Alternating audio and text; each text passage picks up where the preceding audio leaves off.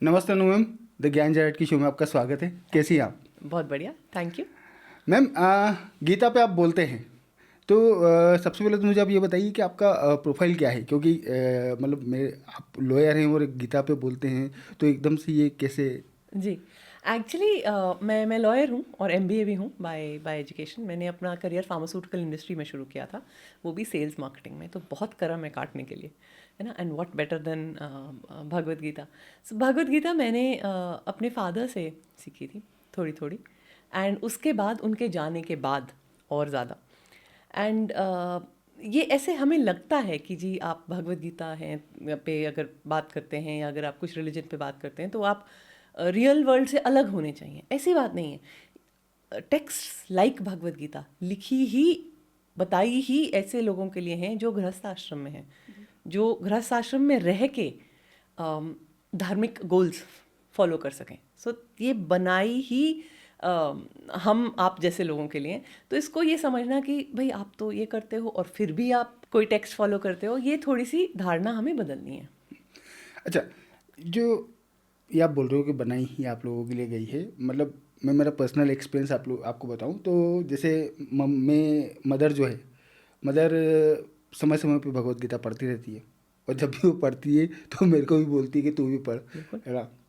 तो मेरे माइंड में हमेशा ये सवाल आता है, मैं क्या थोड़ा सा रिलीजियस पर्सन थोड़ा सा कम हूँ मैं, है ना, थोड़ा सा, क्योंकि मेरा साइंटिफिक बैकग्राउंड है, साइंस था मेरा, तो वो क्या होता है, जो इसका साइंस होता है वो थोड़ा सा रिलीजियस कम ही होता है।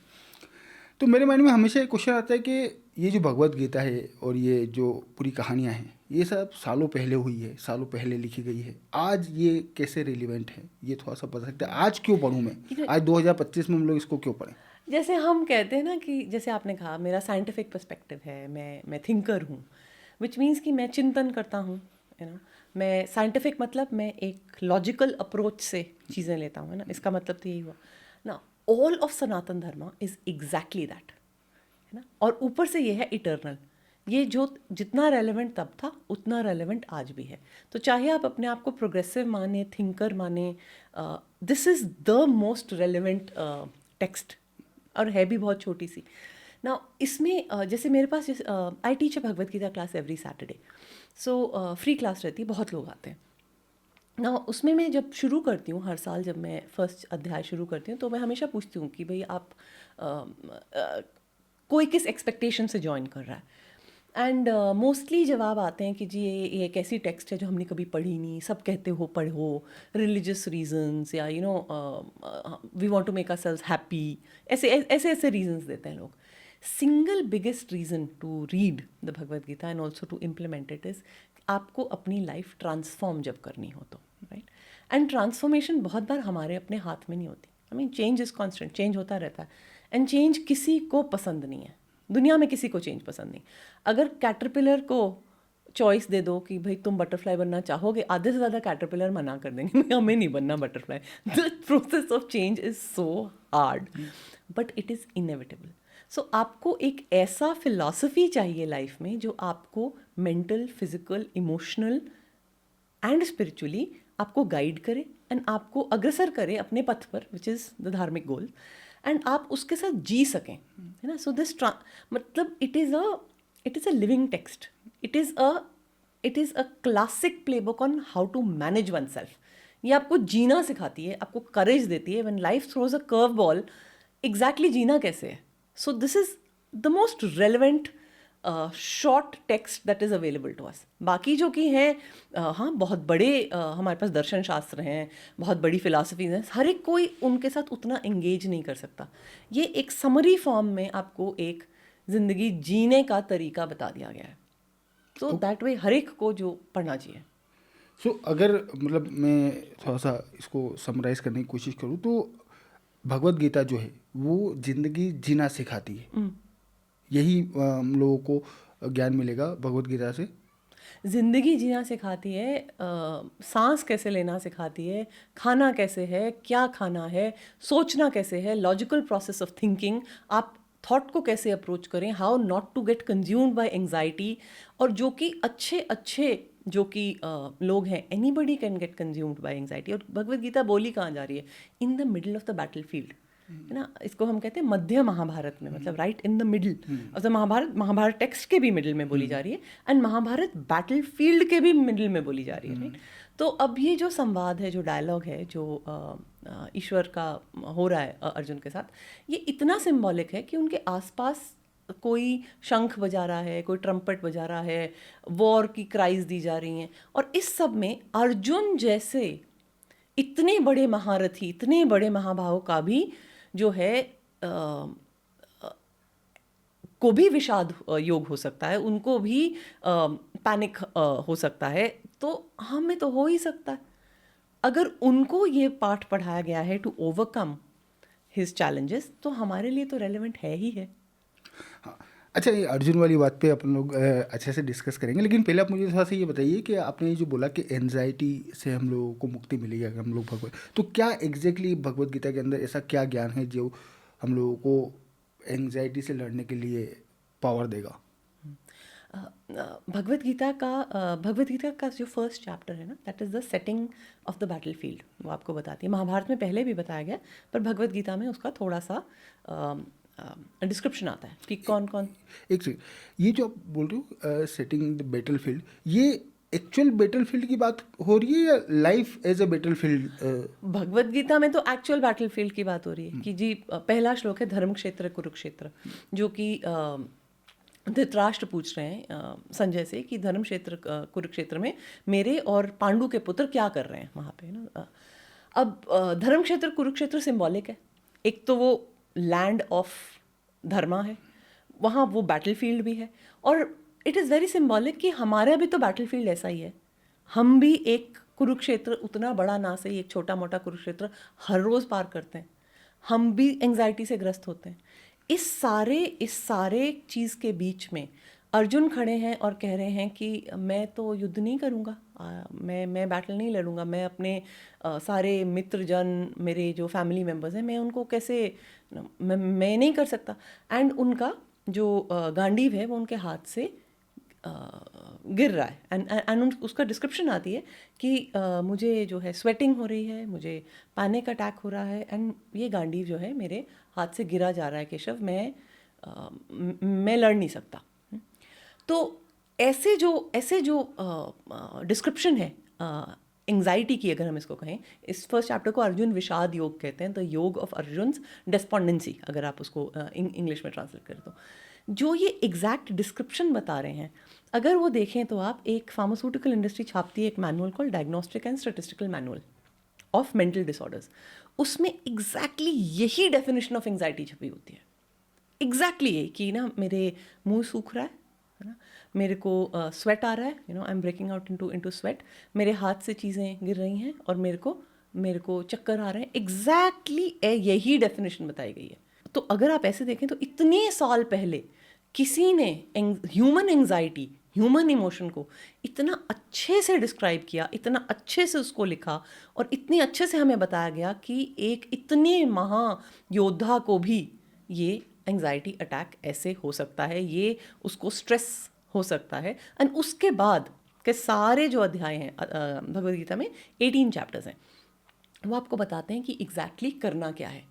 एंड अंत में, चैप्टर 18 के अंत में, अर्जुन जो है हाथ जोड़ के ईश्वर से कहते हैं कि मैं समझ गया, ये मैंने गांडी उठाया और मैं अपना युद्ध करने चला हूँ।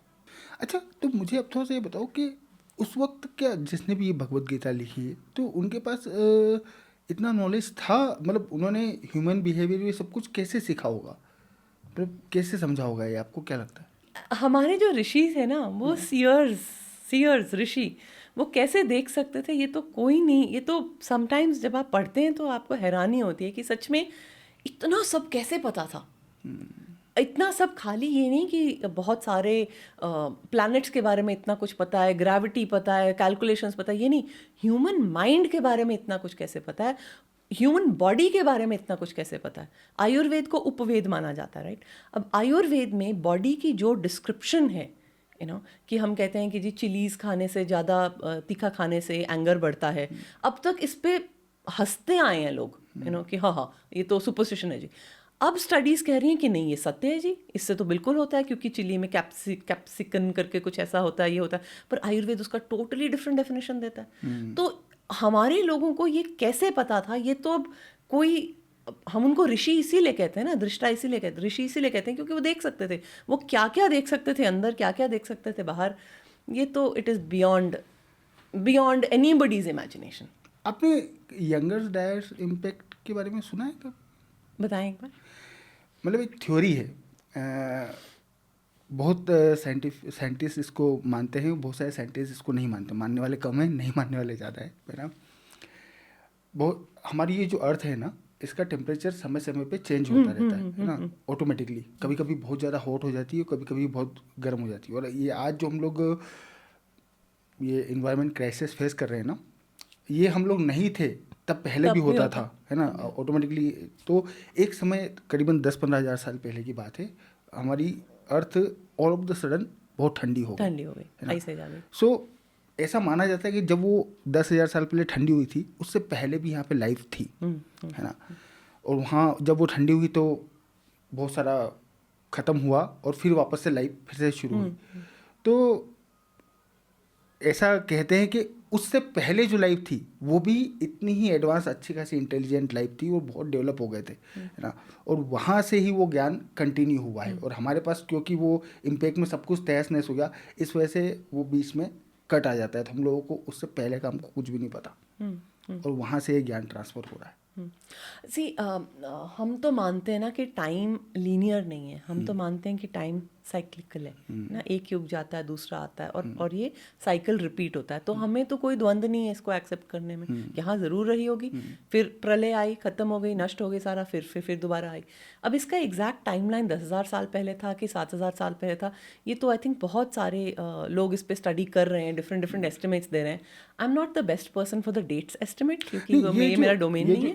यंगर ड्रायर्स वाला मैंने बताया ना, इसका एक्चुअली में जब वो जो बर्फ़ पिघली उसके बाद में, और जब फ्लड आना शुरू हुए, तो ये फ्लड की जो टाइमलाइन है वो पूरे ग्लोबल लेवल पे सेम है ना। जो हमारी द्वारका डूबी, वो भी सेम टाइम पीरियड पे 10,000 साल के आसपास का जो टाइम पीरियड है, एग्जैक्ट तो मुझे भी नहीं मालूम। सो ये फ्लड सब जगह दिखता है हम लोगों को। तो ये एक्चुअली में हुआ है कि बर्फ़ पिघली और फ्लड आया है, all of the sudden flood आया था। कभी कभी मुझे लगता है कि शायद यही वो रीज़न है। अब मैं भी ओबीसी बातें बेस्ट पर्सन नहीं, कभी कोई आर्कियोलॉजिस्ट आएगा तो वो उससे अपन लोग डिस्कस कर सकते हैं, वो ज़्यादा अच्छे से डिस्कस कर सकता है। लेकिन कभी कभी मुझे ऐसा लगता है एज ए कॉमन पर्सन कि कुछ तो है जहाँ, क्योंकि हम मतलब इतना सारा नॉलेज हमारे पहले की जो जनरेशन है उनके पास था, है ना, नॉलेज भरपूर था। लेकिन अगर हम लोग उनकी जो लाइफ स्टाइल और जो काम करने के उनके जो तरीके हैं वो देखें तो वो इतने एडवांस दिखते नहीं है, लेकिन उनका नॉलेज बहुत एडवांस दिखता है। तो ये थोड़ा सा संतुलन मेरे को गड़बड़ नज़र आता है। मुझे लगता है हमने ना एडवांसमेंट को ही थोड़ा सा गलत डिफाइन कर रखा है। यू नो, एडवांसमेंट का मतलब एक स्काई स्क्रैपर बना देना, एडवांसमेंट का मतलब पेड़ काट के सड़क बना देना। आई थिंक हम जिसको एडवांसमेंट बोलते हैं वो एडवांसमेंट होगी नहीं। कभी कभी मुझे ऐसे लगता है, I mean I am going totally off the topic, but कभी कभी मुझे ऐसे लगता है कि बर्ड्स ऊपर से जाते होंगे तो कहते होंगे ये देखो कैदी, इन्होंने अपने आप को कैद कर रखा है, ये उड़ भी नहीं सकते। मतलब, और जब कोरोना में हम सब लोग अंदर आ गए तो यही सोचते होंगे लो पता नहीं क्या होगा, इन सब ने अपने आप को बंद कर दिया जेल में। समहाउ मुझे कई कहते हैं कि हम सबसे श्रेष्ठ क्रिएशन है ना, बट कई बार मुझे सीरियसली डाउट होता है कि हम जितनी कई बार इंसान जितना मंदबुद्धि की तरह से बिहेव करते हैं, हाँ पता है ये अच्छा नहीं है फिर भी खाएंगे, हाँ पता है ये अच्छा नहीं है, किस तरह से हम अपने आप को हॉस्पिटल्स में डालेंगे, किस तरह से। और तो कोई जीव प्राणी अपने आप को हॉस्पिटल्स में नहीं डालते हैं, लगभग उनका लाइफ स्पैन सेम ही है अक्रॉस जनरेशंस। तो हम ऐसा क्या अद्भुत कर रहे हैं, कई बार मुझे सोचना पड़ता है। बट हाँ, हमें बताया गया कि हम सबसे श्रेष्ठ क्रिएशन हैं जी ईश्वर के, तो मैं मान लेती हूँ कि हम ही श्रेष्ठ होंगे जी। चलिए, ये तो बहुत आप थोड़ा सा ऑफ टॉपिक चले गए, फिर से गीता जी पे लौटते हैं। आप मुझे थोड़ा सा ये बताइए कि जो मुझे अगर सपोज मैं गीता जी को पढ़ना शुरू करता हूँ तो किस वे में मुझे गीता जी को पढ़ना चाहिए, मुझे गीता से भगवत गीता से क्या एक्सपेक्टेशन होनी चाहिए कि मुझे क्या मिलेगा भगवत लाइफ का, आपने मुझे बताया, लेकिन उसे समझने के लिए मुझे क्या करना चाहिए, मतलब किस वे में मुझे इसे पढ़ना चाहिए? सी जो मेरे टीचर थे वो कहते थे दैट ना द श्लोका और द सूत्रा, वी थिंक कि हमने उसको पढ़ लिया, हमने उसको मास्टर कर लिया।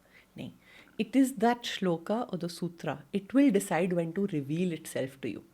फिर जब वो डिसाइड करता है कि हाँ अब आपका समय आ गया और आप पे वो जाहिर करता है अपने आप को, आपको वो पता चलता है, तब वो आप अपनी लाइफ में धार लेते हैं। उससे पहले तक वो थियोरी का ज्ञान ही बना रहता है। कितना भी हम चाहें हाँ जी बहुत अच्छा है, बहुत अच्छा है, डिटैचमेंट होनी चाहिए, ये होना चाहिए, वो होना चाहिए, पर हम उसको उतनी अच्छी तरह धार नहीं सकते। तो इसमें एक चीज़ है कि एक तो थोड़ा सा भाव समर्पण का लेके चलें, कि हाँ मेरे से ज़्यादा ज्ञानी थे कोई पहले, जैसे आपने एग्जैक्टली कहा, और हाँ आई नीड दिस, ये मेरी ज़रूरत है, हाँ मुझे चाहिए। तो मैं देखती हूँ कि जो भी लोग थोड़ा सा समर्पण लेके चलते हैं वो थोड़ा सा ज़्यादा समझ पाते हैं। एंड सेकंड, ज्ञान को समझने के लिए, किसी भी ज्ञान, किसी भी नॉलेज को समझने के लिए, specially the non science, non stem kind of knowledge के लिए, एक स्थूल रूप होता है और एक सूक्ष्म रूप होता है ना।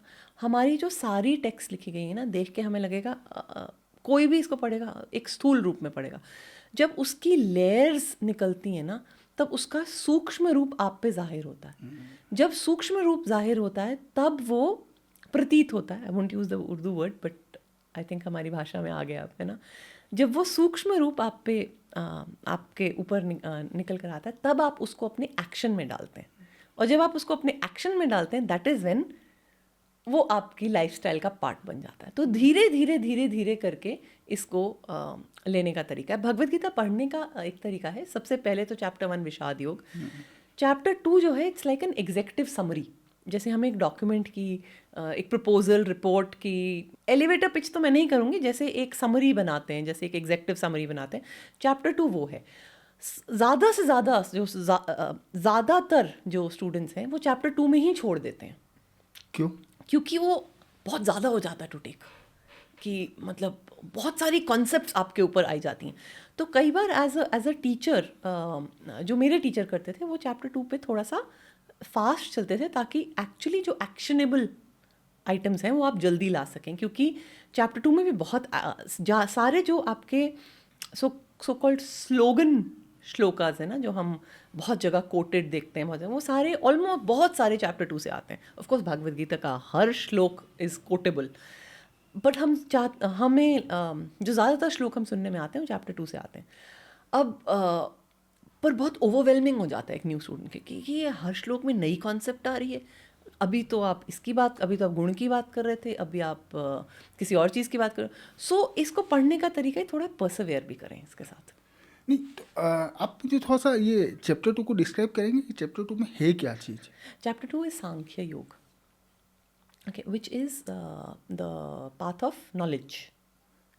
तो इसमें इन अ वे हमें समरी फॉर्म में बता दिया गया है कि हमें क्या करना है। हमें अपना कर्म फॉलो करना है ना, हमें अपना जो इन अ नटशेल अगर मैं आपको बताऊं, एक्चुअली पूरी ही भगवत गीता में अगर मैं आपको बताऊं, तो हमें अपना नियत कर्म करना है। दैट इज़ द ड्यूटी जो हमें असाइन की गई है ना, basis our ashram, basis our stage of life, जो भी हम काम कर रहे हैं, जिसके लिए भी हम ट्रेंड हैं, अपना नियत कर्म करें, उसको विद एन एटीट्यूड ऑफ कर्मसु कौशलम करें। That is excellence in process, जिसको हम आज की डेट में प्रोसेस एक्सेलेंस कहते हैं, राइट। उसको बिल्कुल एक्सेलेंट तरीके से करें। कर्म करने के बाद उसको ईश्वर को अर्पण कर दें कि भाई ये आपके ऊपर मैंने आपके लिए मैंने समर्पण किया, and then don't wait for the result, because वो रिजल्ट फिर आपके हाथ में नहीं है। अच्छा, यहाँ पे अपन लोग भगवत गीता से रिलेटेड जब भी नॉलेज शब्द यूज़ कर रहे हैं तो ये नॉलेज लाइफ से रिलेटेड नॉलेज जी है ना। तो भगवत गीता हम लोगों को लाइफ से रिलेटेड नॉलेज ही देती है। जी। भगवत गीता में भगवान मिलते हैं?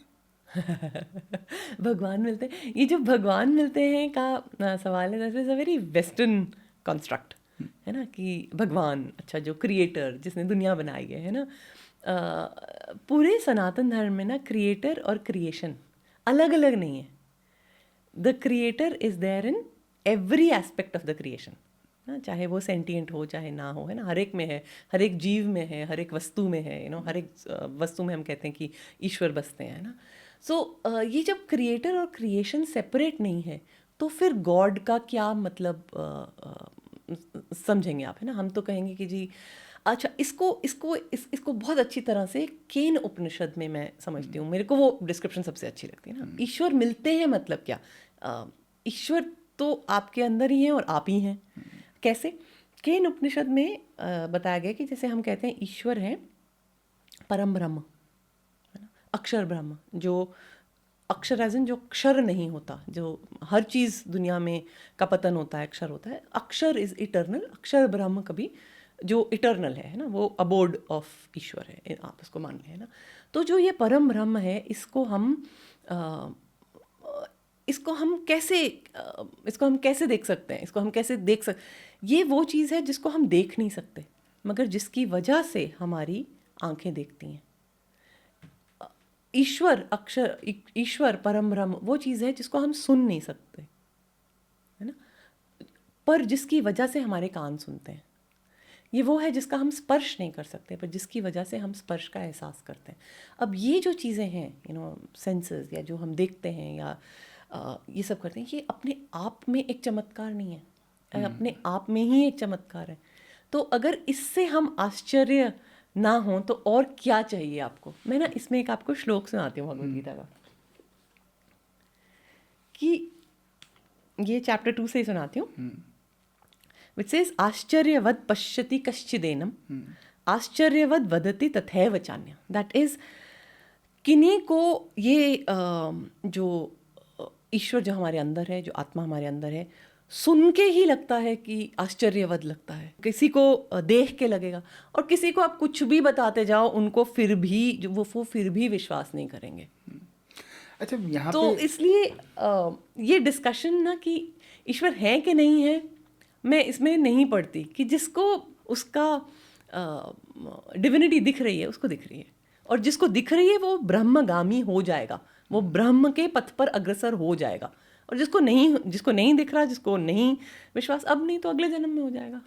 यहाँ पे अब ये वाला पॉइंट थोड़ा सा बहुत ज़्यादा रिलेवेंट हो जाता है, आपने जो बोला इसके बाद में, कि जब भगवान हमारे अंदर ही है ना, सब कुछ हमारे अंदर ही है, तो फिर ये मंदिर, मस्जिद, गुरुद्वारे, चर्च जाने का क्या पॉइंट बन रहा फिर? Good point. सी, एक मंदिर का एक अपना अहमियत है ना, एक कम्युनिटी की आपकी एक अपनी अहमियत है, एक संघ की जो आप जिनके साथ मिलते हैं, बैठते हैं, उसकी एक अपनी अहमियत है, उसकी एक अपनी जगह है। एंड ये जो सारे इंस्टीट्यूशंस हैं वो खाली एक आपको एक इंडिविजुअल को नहीं सपोर्ट कर रहे, पूरी कम्युनिटी को सपोर्ट कर रहे हैं। वहाँ पे ही आपको ज्ञान भी मिल रहा है, वहाँ पे ही जो सक्षम नहीं हैं उनको किसी तरह से टूल्स भी मिल रहे हैं, वहीं पे आपकी सारे लोग भी बैठ रहे हैं, वहाँ पे ज्ञान भी दिया जा रहा है, वहाँ पे भोग भी चढ़ रहा है। तो बहुत सारी चीज़ें, मतलब एक जो आपकी मंदिर इकोनॉमी से निकल कर आती हैं, वो एक कम्प्लीटली सेपरेट है, वो बिल्कुल आस्था का पार्ट है, वो बिल्कुल वही जो मैं ईश्वर प्रणिधाना वाला कॉन्सेप्ट कह रही थी ना, जो कि टेक्निकली भगवत गीता में नहीं आता, बट सेंटिमेंट आता है, ये वर्ड योगा सूत्र से आता है, कि हम जब उसके आसपास रिलेटेड सब काम करते हैं तो उसका सिग्निफिकेंस बढ़ जाता है। तो मंदिर से और बहुत कुछ भी चलता है, खाली एक मेरी आस्था से कुछ नहीं होता, कलेक्टिव होने में एक अपना ही डिफरेंट रूप लेता पता है, है। मेरे को कभी कभी ऐसा लगता है, मतलब जब से मैंने थोड़ा सा इस बारे में पढ़ना शुरू किया, पिछले 2-3 साल से पढ़ रहा हूँ थोड़ा बहुत, तो मेरे को ऐसा लगता है कि अब ये अंग्रेजों के टाइम पे हुआ या मुगल के समय में हुआ, मुझे नहीं आइडिया, लेकिन हम लोगों ने का ये जो मंदिर का कॉन्सेप्ट है ना, इसको हम लोगों ने बहुत संकीर्ण कर दिया। पहले हमारा जो मंदिर हुआ करते थे वो बहुत समाज के लिए बहुत सारे काम करते थे, लेकिन अब मंदिर उतने काम नहीं करते ना। अब एक मंदिर का सिंपल सा देखिए कि वहाँ भगवान है, वहाँ जाके दर्शन करना है और वापस आना है ना। बट पहले जो है मंदिर सोसाइटी बिल्डअप करने का काम करते थे, ऐसा मेरे को लगता है, जैसा अब नॉलेज नहीं निकल तो के आ रहा है। देखो, मैं तो आती हूँ north India, Pakistan, this side से ना। अगर आप इसमें सीताराम गोयल जी की किताब भी उठा के पढ़ें तो इस एरिया में, पंजाब, हरियाणा, यहाँ हमारे यहाँ, मैंने बड़ी एक्साइटेडली वो किताब उठाई थी कि देखिए यहाँ तो 2000 मंदिर है ना, हमारे यहाँ कितने थे एंशिएंट मंदिर। आई थिंक 1 या 2 का मेंशन है वहाँ पे, तो वेरी डिसअपॉइंटिंग कि मतलब इतनी बुरी तरह से मंदिर इरेज कर दिए गए कि ढूंढने से, रेडार पेनिट्रेशन से कुछ नहीं मिल रहा कहीं पे, कुछ बिल्कुल बिल्कुल सफाचट है ना। एंड जो जो मंदिर हैं अब, है ना, जैसे मैं चंडीगढ़ में मैंने बहुत अपनी यंगर डेज बिताए हैं, तो वहाँ पे मंदिर का एक सिस्टम फॉर्मेट है। एक मंदिर है मार्बल का, कृष्ण जी की मूर्ति है, राम सीता जी हैं, दुर्गा माता है, पीछे को जाके शनिदेव हैं, और साइड में हनुमान जी हैं, और इधर एक आपने ये भी लगा रखा है, एक शिवलिंग भी लगा रखा है। सब वो छोटे से एरिया में सारा कुछ आप काम कर लेते हैं। अब वहाँ से क्या तो कम्युनिटी बनेगी, अभी तो बिल्कुल ज़बरदस्ती का हमने काम कर रखा है। एज़ कम्पेयर टू जब आप साउथ इंडिया में देखें ना, सदर्न पार्ट ऑफ इंडिया में एक मंदिर है, उसका एक प्रॉपर गर्भगृह है, उसका एक आर्किटेक्चर है, उसके आर्किटेक्चर का एक मतलब भी है, आई एम श्योर यहाँ पे भी रहे होंगे वो हिस्ट्री खत्म हो विस्टा गई के ना। टेम्पल्स, हमें तो पता नहीं। अब वहाँ वो टेम्पल के आसपास अग्रहारा है, अग्रहारा में बहुत सारा जो कि है बिजनेस भी चल रहा है, लोग वीवर्स हैं, वो उसी तरह की साड़ियाँ भी बना रहे हैं, और वो फूल भी गुथे जा रहे हैं, प्रसाद भी बिक रहे हैं, खाने भी बिक रहे, मतलब this a whole community around it. तो इस पे तो और इतने लोगों ने इस पे काम किया है on the temple economy, on the मंदिर इकोनॉमी, कि वो वर्थ स्टडिंग है। और ये लार्ज एरियाज हैं, एकर्स में हैं ये एरियाज। हाँ, mummy, mummies, you can't help it. You can't help it.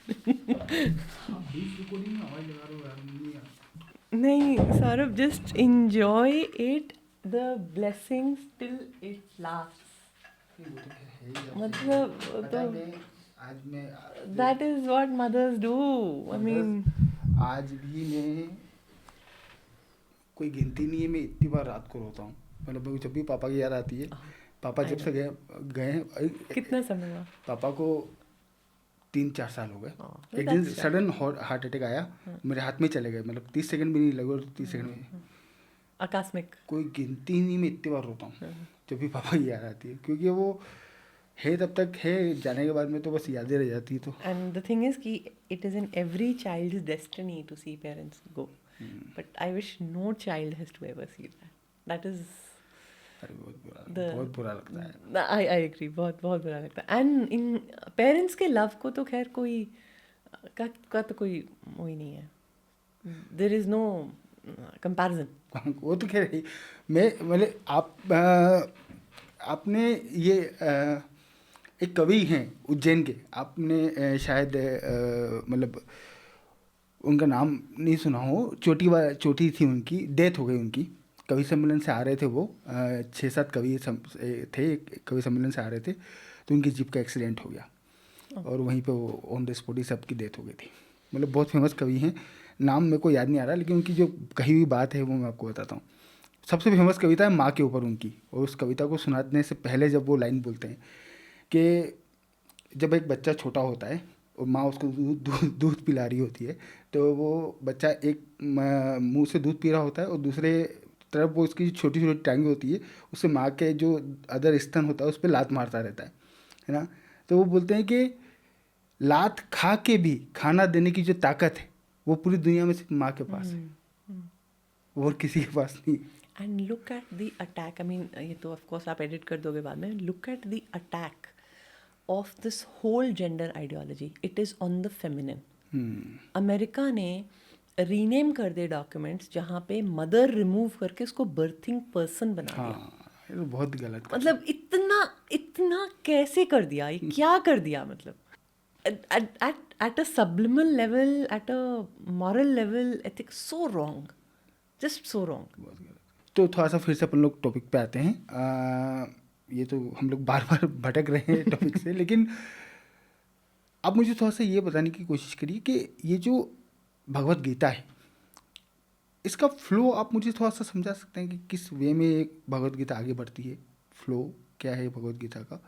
जब हम लोग पढ़ना शुरू करते हैं चैप्टर बाय चैप्टर, तो ये फ्लो थोड़ा सा चैप्टर नेम्स तो आपको कहीं पे भी मिल जाएंगे, so I will not give you that, है ना। और चैप्टर नेम्स पढ़ के फ्रैंकली समझ में भी नहीं आता कि एग्जैक्टली हो क्या रहा है। ये प्रोग्रेशन हो कैसे रहा है? ये प्रोग्रेशन हो रहा है कि अर्जुन कह रहे हैं कि मुझे लड़ाई नहीं करनी एंड ये लड़ाई से मेरा कुछ मुझे मिलने वाला नहीं है और इसमें सबका नुकसान होगा। मैं मारना नहीं चाहता अपने बंधुओं को, सबको, मेरे पूरे परिवार को, एंड वो छोड़ देता है। एक चीज़ यहाँ पे मेरे माइंड में एक क्वेश्चन ये है कि ये मेरे माइंड में बहुत सी बार आता है, ये सवाल मैं आपसे पूछता हूँ।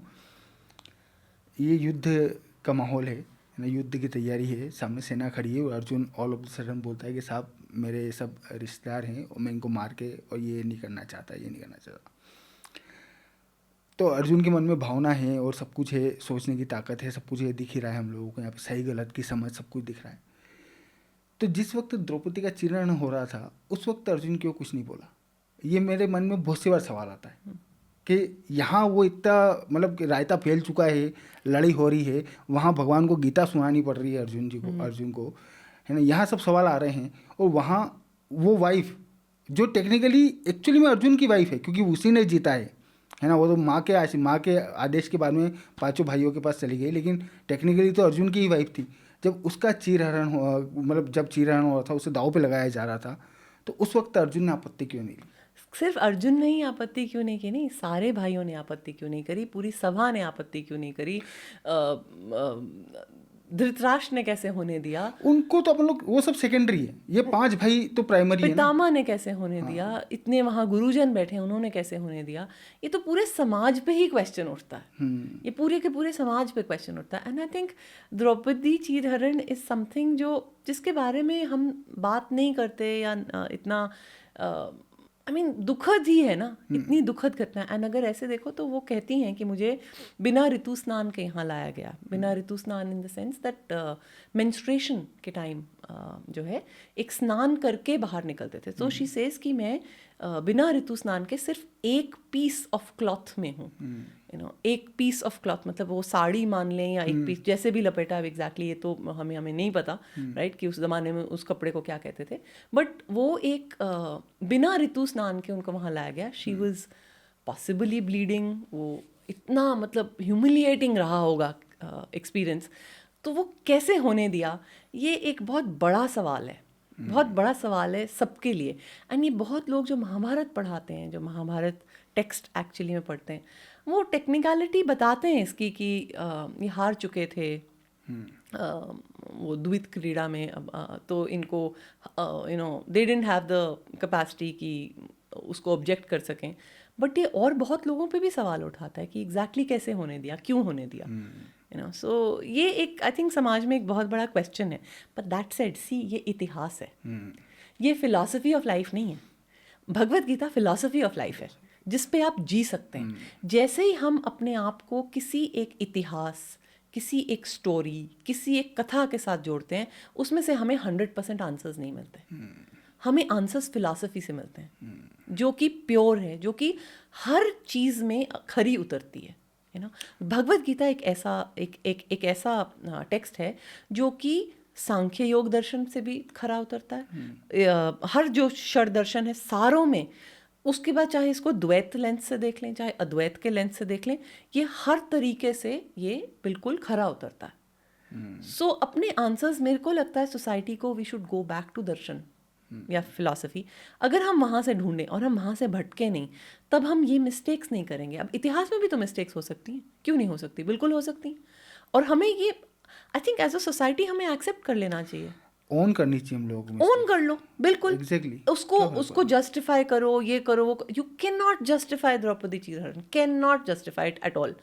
तो ठीक है, इट वाज अ मिस्टेक, बल्कि लर्न फ्रॉम दैट मिस्टेक ताकि वो कभी दोबारा हो ना। चलिए तो वापस फ्लो पे आते हैं।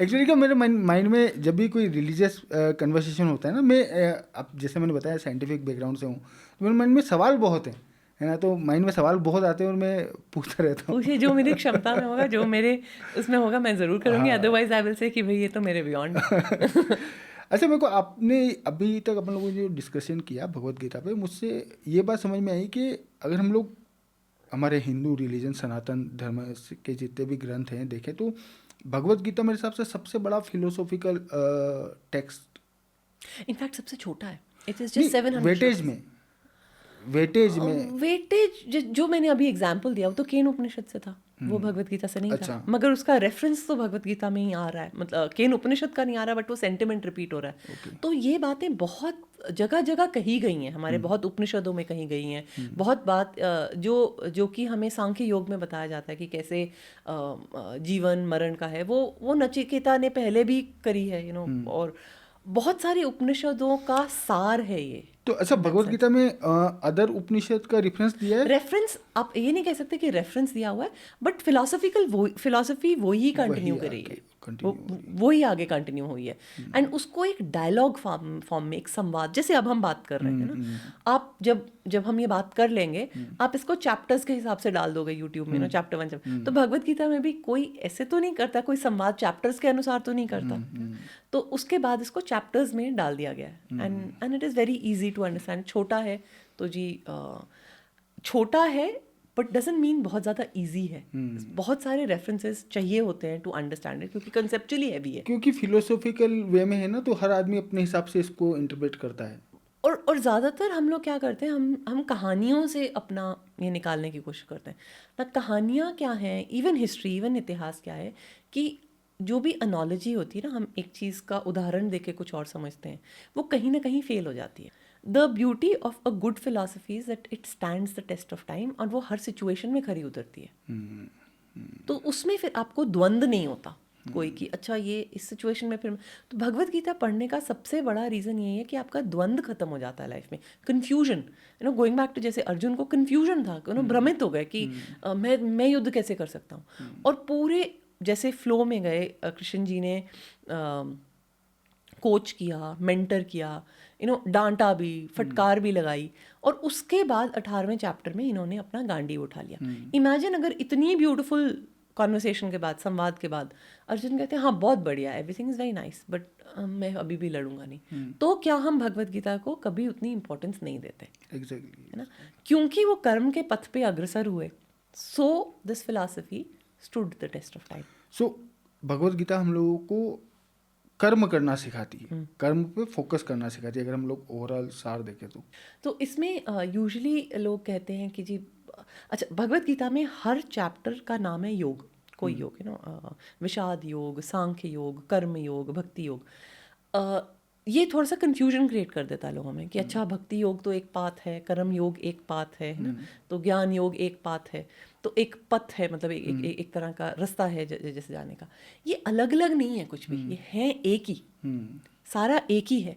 तो इसमें ईश्वर कहते हैं कि ये जो हमें दुविधा आती है ना, द श्लोक इज लोकेस्मिन् दुविधा निष्ठा पुरा प्रोक्ता मया नघ ज्ञान योगेन सांख्यानाम कर्म योगेन योगिनाम। दैट इज 2 पाथ हमें बताए गए। ईश्वर ने अपने मुंह से 2 पाथ बताए, ज्ञान योग एंड कर्म योग। तो ज्ञान योग तो ये है कि जी आप समझ लीजिए कि पाथ ऑफ नॉलेज, उसको लूजली ट्रांसलेट कर लेते हैं। एंड कर्म योग, कर्म वर्ड आता है क्री से, द रूट वर्ड इज क्री, जो कि एक्शन ओरिएंटेड है ना, कि हर चीज़ में आप एक्शन करें। उसके बाद उसी चैप्टर में थोड़ा सा आगे जाके हमें कन्विंस करते हैं कि देखो, अपनी बॉडी को भी मेंटेन करने के लिए आपको कर्म ही करना है। You can not maintain this body without doing कर्म। तो कर्म से तो कोई रनिंग अवे है ही नहीं, you have to do your niyat karma. अब कर्म जो आपका है, जो अगर आप गृहस्थ आश्रम में हैं तो आपका कर्म है कि आप अपनी फैमिली को देखेंगे, अपनी फैमिली जहाँ से आए हैं अपने पेरेंट्स को देखेंगे, फैमिली जो आपने बनाई है अपने बच्चों को देखेंगे, सबसे उनको अच्छा भरण पोषण करेंगे, सोसाइटी में एंगेज करेंगे, सोसाइटी में जो हम करेंगे शेयर भी करेंगे, कम्युनिटी बिल्ड भी करेंगे, है ना। ये सब करते करते हमें नाम जपना है, ये सब करते करते हमें ईश्वर प्रणिधाना, सब कुछ ईश्वर को अर्पण करना है। सिक्खी में ना, पंजाबी में हम इसको कहते हैं किरत करो, वंड छको, नाम जपो, है ना। इन 1 सेंटेंस ब्यूटिफुली समराइज्ड, है ना। और इसको कबीर जी भी ऐसे ही कहते हैं। मेरी नानी ये दोहा हमें सुनाती थी कबीर जी का, कि सुमिरन की सुध यूं करो ज्यों गागर पनिहार, हालत बोलत सूरत में कहे कबीर विचार, ऐसा करके, विच इज़ कि जो एक पनिहार गागर भर के लेकर आ रही है ना, वो उसकी गागर तो सर पर है, शी इज़ मेंटेनिंग दैट, क्योंकि पानी तो उसको घर लेके जाना है। हालत डोलत मतलब वो चलती भी है, बात भी करती है, अपने आसपास लोगों से भी बात करिए, but she is still maintaining कि वो गिर ना जाए। अगर वो अपना ध्यान वहाँ से हटा देगी तो गागर गिर जाएगी। Same thing we have to do with bhakti and or karma. कर्म तो करते ही जाना है ना, बट उस भाव से करना है कि ये हमें भक्ति भाव लाए। हथ कारवल दिल करतारवल। अच्छा, बट तो मतलब हर संप्रदाय ने इसको अपनी लैंग्वेज में ब्यूटीफुली बताया। सभी संप्रदाय ने अपने अपने हिसाब से, सनातन धर्म की अम्ब्रेला में सारे संप्रदायों ने यही फिलॉसफी है बेसिकली। तो आ तो सेम ही रही है ना, सेम ही डॉक्यूमेंटेड जो है वहीं से आ रही है ना।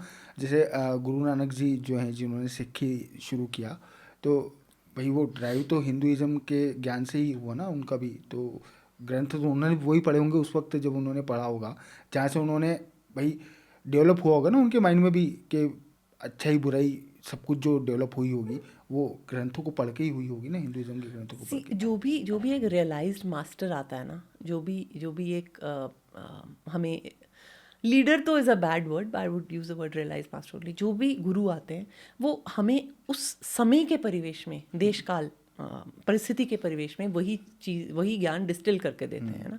अब आपने गुरु नानक देव जी की बात की। गुरु नानक देव जी वॉज प्योर भक्ति, प्योर डिवोशन, है ना। अब उसी को आगे लेके गए जब तक गुरु गोविंद सिंह जी का टाइम आया, है ना, परिवेश बदल गया था। उन्होंने क्या किया, मार्शल स्पिरिट, ये जो योद्धा वाली स्पिरिट चैनलाइज करी उसी डिवोशन में। और उन्होंने कहा फिर कि चिड़िया नाल में बाज लड़ाऊं, 1.25 लाख नाल एक लड़ाऊं। वो स्पिरिट उन्होंने उस टाइम के लिए चेंज करी। उन्होंने जो बताया कि जो पुरुष हैं वो ऐसे जाके लड़ें, जो माएँ हैं वो ऐसे सपोर्ट करें, बाकी लोग उन्होंने पूरी सोसाइटी को उस तरह से अग्रसर किया।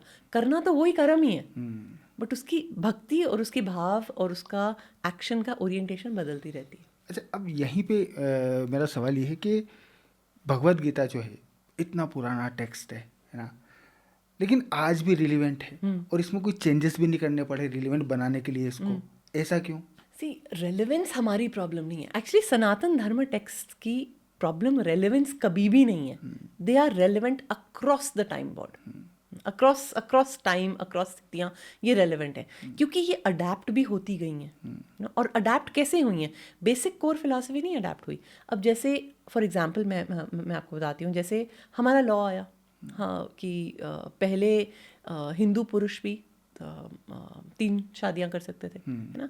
हमारा लॉ आया कि जी एक ही अब कर सकते हैं, ठीक है, एक्सेप्ट कर लिया। विद चेंजेस ऑफ टाइम सारी दुनिया मोनोगमी की तरफ जा रही है, हम भी गए। वो अच्छा हुआ बुरा हुआ जैसा भी हुआ, राइट।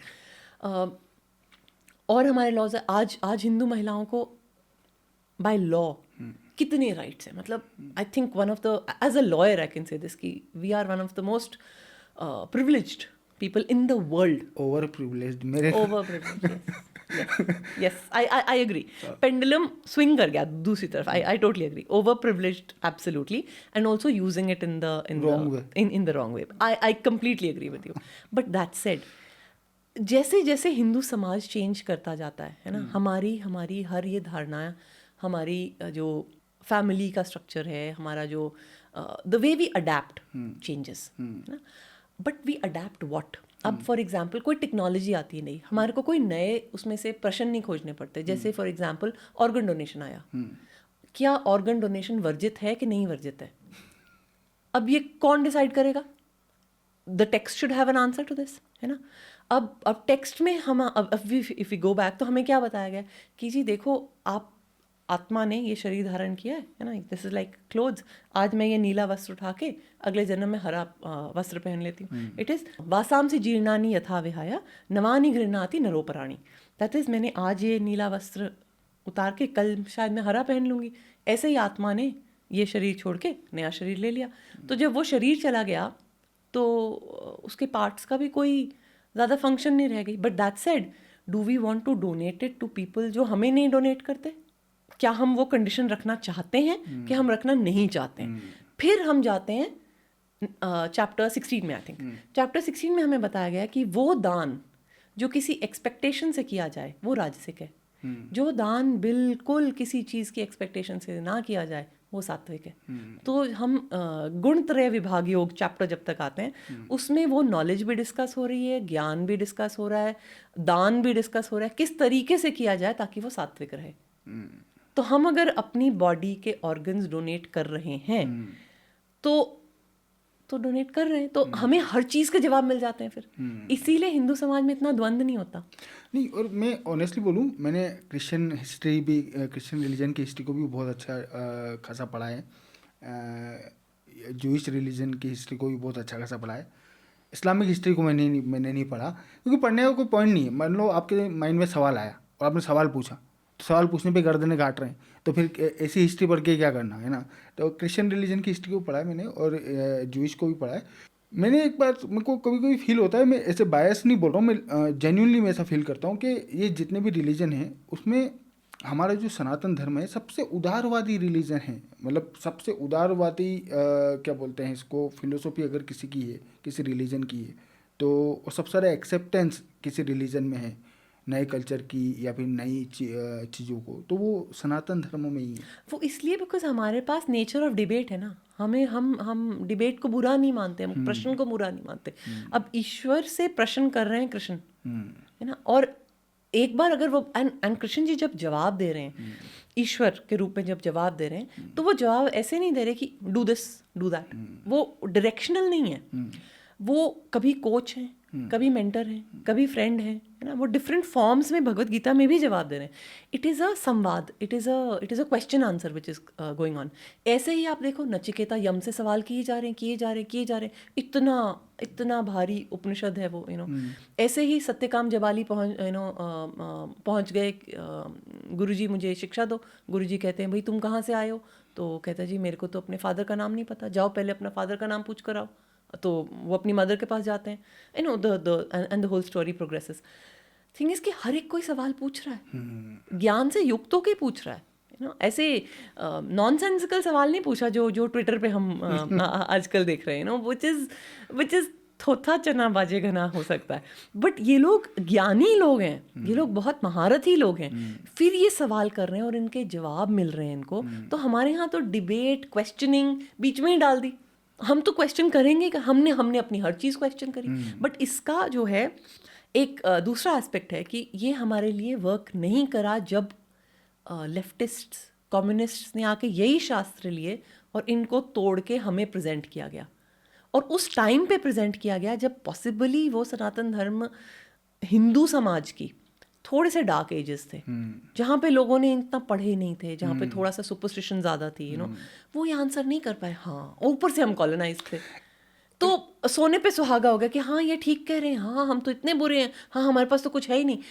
अगर वही ज्ञान रूप से हम जवाब दे पाते तब हम हर चीज़ का जवाब दे सकते। और ये एक चीज़ ना, ये बात मैंने अमी जी आए थे, अमी गनात्रा जी, तो उनसे भी मैंने बोली थी। मेरे को पता है, कभी कभी ऐसा लगता है कि जो अपना हिंदू रिलीजन है ना, इसमें जो सबसे ज़्यादा सत्यानाश करने वाले जो लोग हैं, लेफ्टिस्टों से भी ज़्यादा सत्यानाश करने वाले लोग जो हैं, वो ये फर्जी संत, जो फर्जी बाबा होते हैं ना। क्योंकि एक तो ये उल्टा सीधा ज्ञान बांटते हैं मतलब अर्थ का अनर्थ करके बांटते हैं। इनका मेन मकसद क्योंकि पैसा कमाना होता है ना।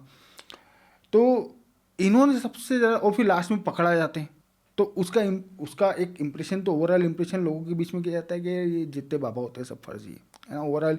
तो सबसे ज़्यादा रेस्पेक्ट अगर किसी ने खराब करी है ना, तो ये इन फर्जी बाबाओं ने खराब करी, इन लेफ्टिस्टों की मदद करी है उनके पास। आप ये सोचिए ना, लोग जा क्यों रहे हैं उनके पास?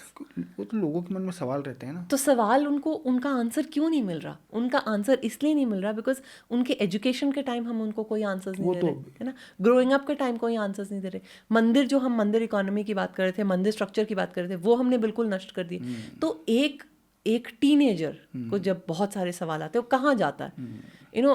माँ बाप की अच्छी सलाह ऊपर से जाती है, दोस्तों की यूजलेस सलाह यहाँ पे जाती है ना। और जो और कोई इकोसिस्टम है जो उसको ज्ञान दे सकता है, वो है ही नहीं। तो ले दे के कहीं ना कहीं तो इंसान जाएगा, जहाँ पे वो जाके फंसते हैं वहाँ से ज्ञान फर्जी मिल रहा है। तो ये इकोसिस्टम तो हमें बनाने पड़ेंगे ना। वो अब बन रहा है ना। अब जैसा अपन अब डिस्कस कर रहे हैं, तो ये कंटेंट जो है सदाबहार अवेलेबल रहेगा, तो आने वाली फ्यूचर जनरेशन के लिए इजी रहेगा ना ये सब चीज़ समझना। अब क्योंकि मेरे को लगता है कि ये बात तो हम लोगों को मानना पड़ेगी, साल 2014 के बाद में जो पावर आया है, और स्पेशली एक मतलब संयोग था कि साल 2014 में भारत में गवर्नमेंट चेंज हुई, और उसी वक्त ये जो टेक्नोलॉजी और इन सब का एक्सपांशन हुआ, क्योंकि नेट फ्री में उससे थोड़ा सा सस्ता अवेलेबल हो गया, तो एकदम से एक्सपांशन हुआ, आम लोगों तक पहुंच गया। तो अब इकोसिस्टम बनना शुरू हुआ, जो नॉन लेफ्टिस्ट माइंडसेट वाला जो इकोसिस्टम है वो अब बनना शुरू हुआ। बाकी उससे पहले तो जितने इंस्टीट्यूशंस थे सब पे तो इनका कब्जा था, तो आप कहाँ जगह बनाओगे। मैं अभी जस्ट एक मैंने ऑनलाइन पॉडकास्ट किया था, पश्चिम बंगाल के एक राइटर हैं, उन्होंने मरी झापी मैसेकर के ऊपर उन्होंने बुक लिखी। उन्होंने मुझे पॉडकास्ट में बताया, मेरे बोले बुक लिखी, मेरी बुक पब्लिश करने वाली नहीं कोई, ये लेफ्टिस्ट तो सब कब्जा करके बैठे हैं, बुक पब्लिश करने को तैयार नहीं। पर अब सेल्फ पब्लिशिंग आ गई, हाँ, बहुत अच्छी। वही तो फिर उन्होंने आप पब्लिश करी बुक, बोले ये हालत है। आई थिंक हर चीज़ का एक समय भी आता है, हर चीज़ का एक अप्रोप्रिएट समय भी आता है कि एक चेतना, कलेक्टिव कॉन्शियसनेस जागती है एक समाज की। मतलब इतना ना किसी को वॉल की तरफ पुश कर दो कि हम रिएक्ट ही ऐसे करें, बिकॉज अदरवाइज हम बहुत ही ज़्यादा पीस लविंग लोग हैं ना। हमें हर चीज़ एक्सेप्टेबल है वो, क्योंकि हमारी फिलॉसफी से भी आती है। मतलब आप अगर शिव भक्त हैं, हाँ जी बिल्कुल ठीक है। उसी फैमिली में आप कृष्ण भक्त, जी बहुत बढ़िया। उसी फैमिली में मैं तुलसी, हाँ जी बहुत बहुत बढ़िया। हर चीज़ हाँ जी बिल्कुल, अच्छा ये आपके इष्ट हैं, बहुत बहुत बढ़िया जी, हम भी इनका नमन करते हैं। अच्छा आप ट्यूसडे को व्रत रखते हैं, अच्छा चलो मैं भी रख लेती हूँ, मैं तो वेंसडे को रखती हूँ वैसे इन इष्ट के लिए।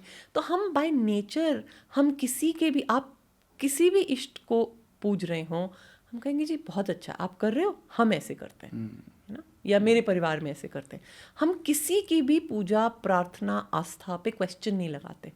इनफैक्ट वो भी भगवत गीता में बड़ी अच्छी तरह डिफाइंड है कि जो भी पूजा आस्था कर रहा है उसको करने दो। हम कहते ही नहीं किसी को कि ये गलत है, पर वो इतनी ज़्यादा सीप कर गई हमारे अंदर कि हम अपने आप को डिफेंड करना भूल गए। ये थोड़ा प्रॉब्लमेटिक हो गया।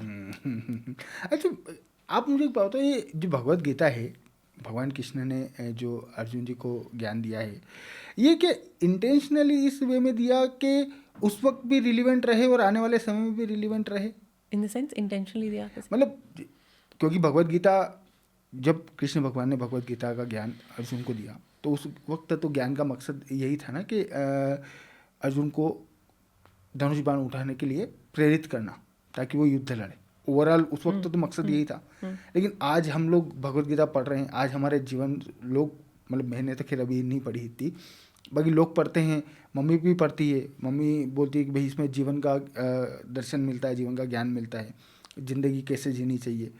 तो आज भी रिलीवेंट है। अब वो कहीं उस तरीके से कहीं उस लिए गई थी, और रिलीवेंस आज आम आदमी के जीवन में आम आदमी इससे रिलीवेंट कर पा रहा है। तो क्या इंटेंशनली इस वे में इसको डिलीवर किया? पूरा का पूरा सनातन धर्म ही इटर्नल है ना। It is not just Bhagavad Gita. आप भगवत गीता पढ़ें या आप कोई भी उपनिषद पढ़ें, बिल्कुल रेलेवेंट है उनकी, क्योंकि वो धर्म ही इटर्नल है। वो किसी एक चीज़ के लिए नहीं बना, वो हर परिस्थिति में आपको खरा उतरता है। तो ऑब्वियसली जो भगवत गीता में जो संवाद हो रहा है, क्योंकि उसमें अर्जुन की परिस्थिति, अर्जुन के सवाल इटर्नल सवाल है। हर एक कोई जो द्वंद में फंसता है, ऐसे ही सवाल मन फंसता का है। द्वंद निकल के आ रहा है ना। हर एक कोई जो भी द्वंद में फंसता है, यही सवाल करता है कि ये मैं कैसे कर सकता हूँ, ये मैं करूँ कि ना करूँ, इसका तो ये हो जाएगा। और जब आप भ्रमित हो जाते हैं, the mind takes you to a place जहाँ पे वो आपको इतनी बुरी बुरी चीज़ें दिखाएगा कि मतलब एक वो आपको ऐसी स्थिति में ले जाएगा जहाँ पे आपको लगेगा लो इससे तो बुरा कुछ हो ही नहीं सकता। तो जब क्वेश्चंस इटर्नल हैं, परिस्थितियाँ वही की वही आती हैं इंसान के पास, आज वो धनुष बाण से लड़ रहे हैं, हम किसी और चीज़ से बैटल कर रहे हो सकते हैं। सो इसलिए जो जवाब मिल रहे हैं वो भी इटर्नल है। चलिए अनु जी, मेरे हिसाब से काफ़ी अच्छा इंटरेस्टिंग कन्वर्सेशन हुआ, समय कब निकला पता ही नहीं चला। बहुत ज़्यादा हो गया प्लान से ज़्यादा हो गया। अब वैसे इसके अलावा भी बहुत सारे टॉपिक्स पॉइंट्स थे जो मेरी इच्छा थी आपसे डिस्कस करने की, लेकिन अब की बार आप जब भी आएंगे तो थोड़ा सा जेंडर इशू और आपका जो प्रोफेशन है, लॉ प्रोफेशन, उसके बेसिस पे जो महिलाओं को अधिकार, तो क्या कहूँ, अब तो मेरे को लगता है कभी कभी ओवर अधिकार हो गए हैं, ओवर अधिकार हो गए, ट्रू। तो इन तमाम चीज़ों पे डिस्कशन, बैलेंस नहीं रहा ना, पेंडुलम दूसरी तरफ शिफ्ट कर गया, दूसरी तरफ शिफ्ट कर गया। तो इन पे डिस्कस करेंगे आपकी बार जब भी आएंगे। आज आप आए उसके लिए बहुत बहुत धन्यवाद। Thank you.